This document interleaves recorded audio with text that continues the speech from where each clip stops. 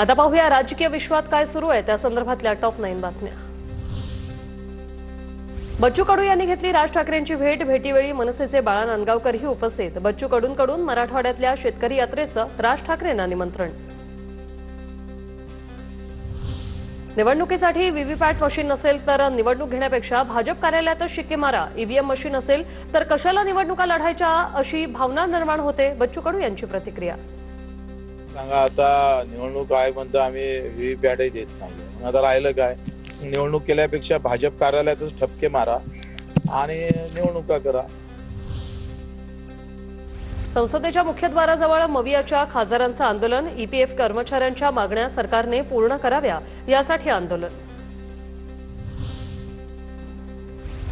लवकरच आपलं सरकार येणार, मी मंत्री होणार, भास्कर जाधव यांना विश्वास। मंत्री नाही झालो तरी हिवाळी अधिवेशनात विरोधी पक्षनेता होईन असंही केला दावा।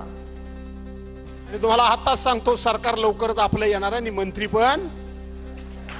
आणि मंत्री नाही झालो तर येत्या पावसाळी आपल्या हिवाळी अधिवेशनामध्ये नागपूरमध्ये विरोधी पक्षनेता म्हणून मी होणार आहे। माजी आमदार विजय भांबळेंच्या पुतण्याला मुंबईतून अटक केल्याची माहिती। मेघना बोर्डीकरांवर अश्लील टीका केल्याचा विजय भांबळेंच्या पुतण्यावर आरोप। तर परभणी जिल्ह्यात भाजप आणि अजित पवारांच्या राष्ट्रवादीत मोठा वाद। यवतमाळमधील 49,735हून अधिक लाडक्या बहिणींच्या खात्यातले व्यवहार थांबवले। लाडकी बहिणी योजनेचा गैरफायदा घेतल्याचा संशय। अपात्र लाभार्थ्यांची गृह चौकशी होणार।